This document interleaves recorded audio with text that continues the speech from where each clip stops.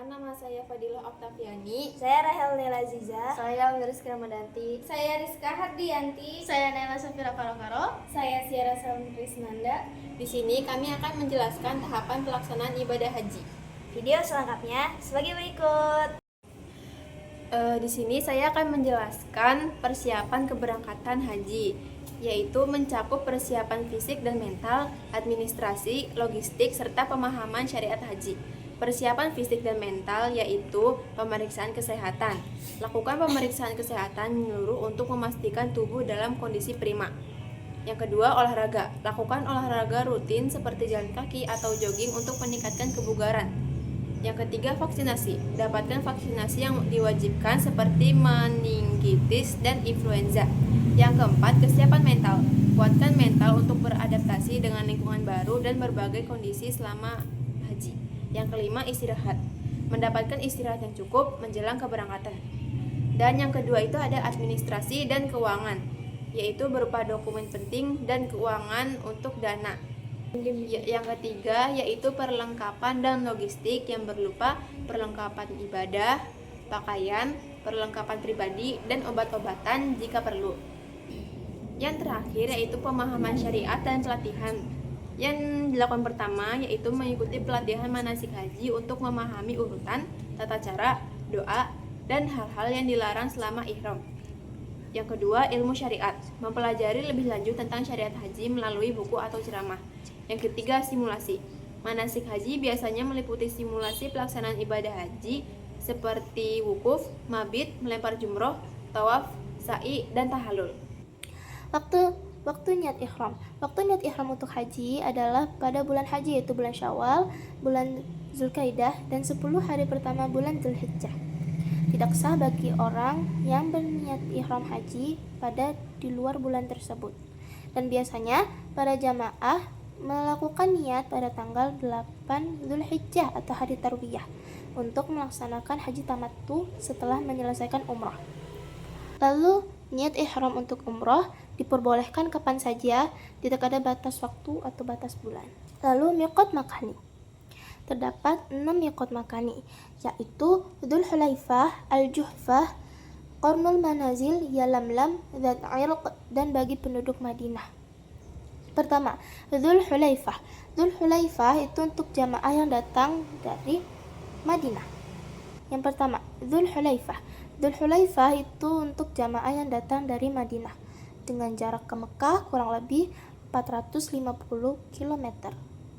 Dan namanya sekarang adalah Bir Ali. Kedua, Al-Juhfah untuk jamaah yang datang dari arah Syam, yaitu Suriah, Lebanon, Mesir, dan lain-lain. Dan kurang lebih jaraknya ke Mekah adalah 187 km, dan untuk namanya yang sekarang adalah Rabi'ah.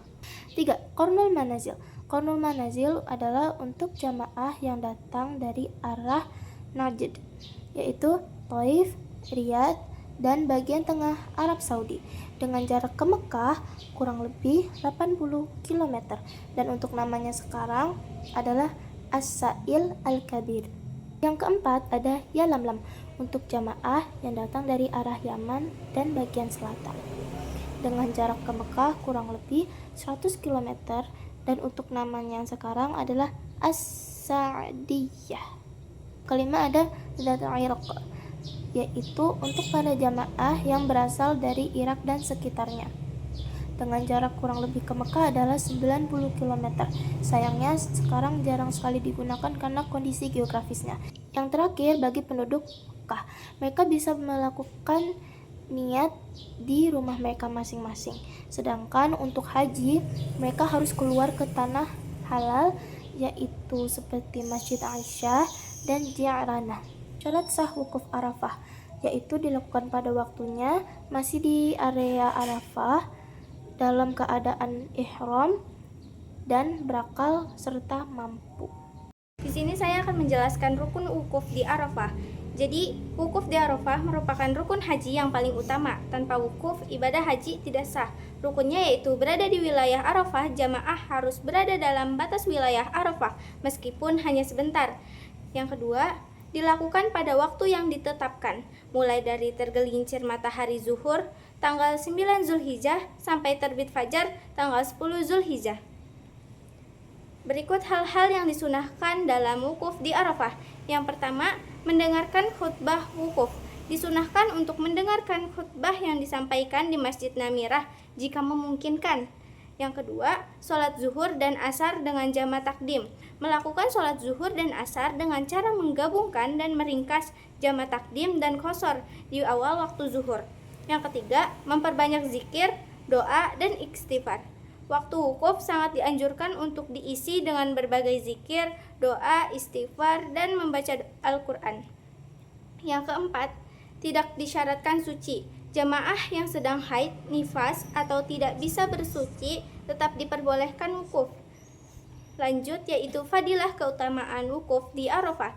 Yang pertama, waktu diampuninya dosa-dosa. Rasulullah SAW bersabda bahwa tidak ada hari di mana Allah lebih banyak membebaskan hambanya dari api neraka selain hari Arafah. Hadis riwayat Muslim. Yang kedua, doa pada hari Arafah sangat mustajab. Doa yang dipanjatkan saat wukuf di Arafah termasuk doa yang paling didengar dan dikabulkan oleh Allah Subhanahu wa Ta'ala. Yang ketiga, hari Arafah adalah hari terbaik di antara hari-hari haji. Wukuf menjadi puncak ibadah haji dan disebut sebagai inti dari haji atau Al-Hajju Arafah. Yang keempat atau yang terakhir, mendapatkan ketenangan dan rahmat Allah.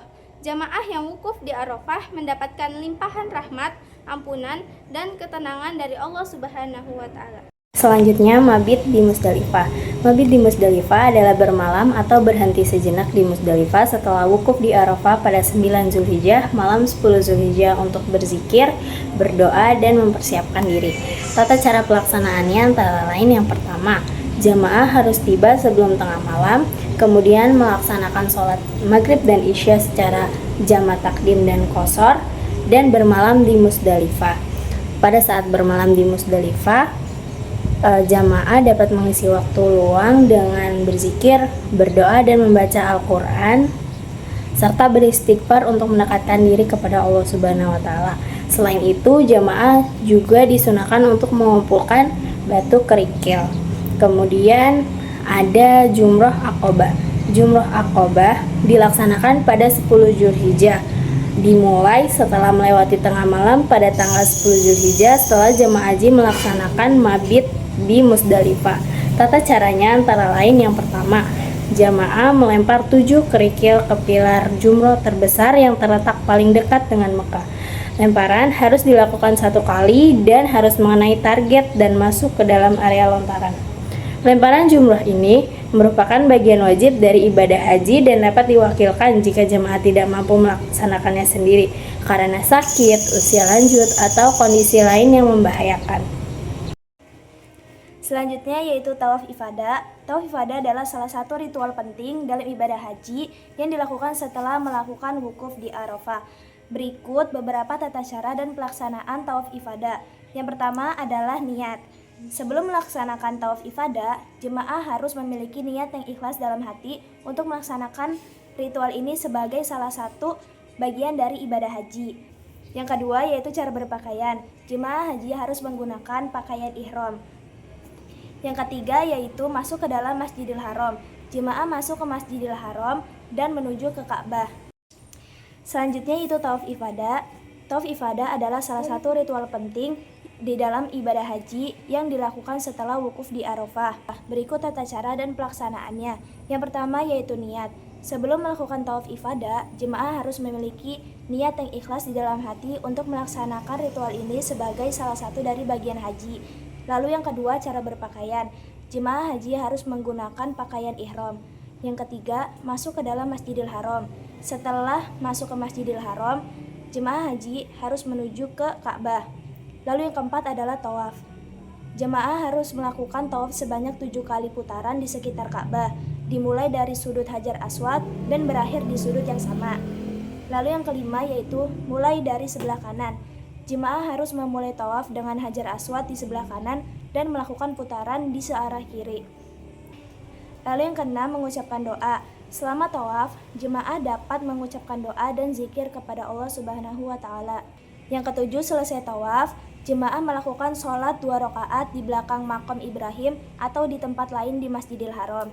Lalu yang terakhir adalah sa'i. Setelah tawaf, jemaah melakukan sa'i atau berlari-lari kecil antara Bukit Safa dan Marwah sebanyak 7 kali. Pelaksanaan tawaf ifadah harus dilakukan dengan tertib dan sesuai dengan ketentuan yang berlaku. Jemaah juga harus memastikan bahwa mereka telah melakukan wukuf di Arafah sebelum melakukan tawaf ifadah.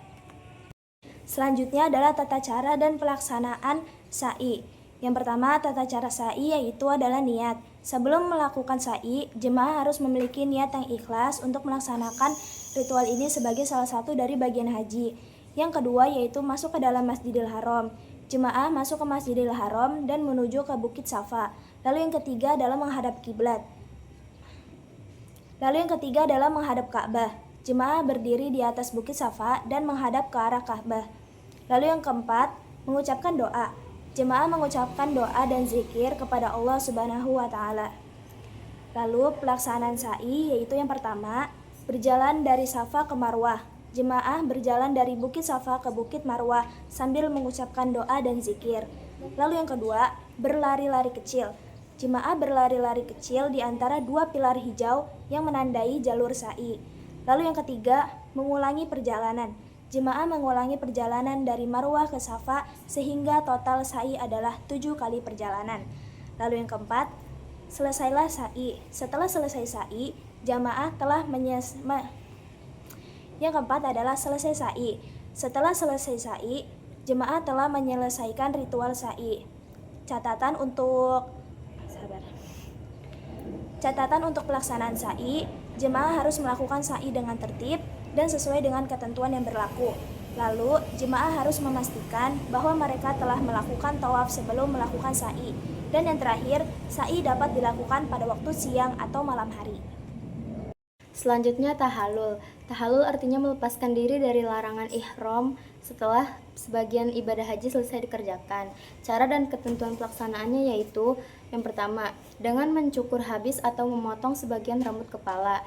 Yang kedua, untuk laki-laki disunahkan mencukur habis halq, sedangkan perempuan cukup memotong sedikit ujung rambut atau taksir. Yang ketiga, setelah tahallul, jamaah boleh melakukan hal-hal yang sebelumnya dilarang saat ihram, kecuali hubungan suami istri sebelum tahallul kedua. Yang terakhir, melontar jumroh di hari tasyrik.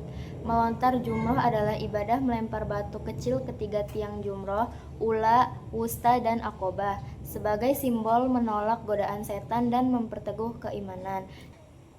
Cara dan ketentuannya yaitu yang pertama dilakukan pada tanggal 11, 12, dan 13 Dzulhijjah atau hari tasyrik. Yang kedua, setiap jumroh dilempar 7 batu kecil secara berturut-turut. Yang ketiga, saat melempar membaca Bismillahi Allahu Akbar. Yang keempat, disunahkan melempar setelah zawar atau tergelincir matahari dan dilakukan dengan tertib dari jumroh ula, wusta, dan lalu akobah. Haji adalah rukun Islam kelima, wajib bagi yang mampu menunaikannya. Mikot zamani dan mikot makaninya, niat yang kuat kunci menunaikannya. Ihram adalah pakaian utamanya dengan talbiyah lafaz khusus niatnya. Di Arafah adalah rukunnya tanpa wukuf tak sah ibadah hajinya. Setelah wukuf bermalam di Musdalifah, cukup sejenak yang menjadi wajibnya memungut batu untuk melontarkannya. Jumrah Aqabah dengan 7 kalinya. Tawaf ifadah memutari Ka'bahnya 7 putaran dari Hajar Aswadnya, lalu sa'i di Bukit Safa Marwahnya hingga tahallul melepaskan ihramnya. Bermalam di Mina termasuk wajibnya untuk melontar jumrah ula wustanya, dan juga Aqabah di hari tasriknya ditutup dengan tawaf pada akhirnya.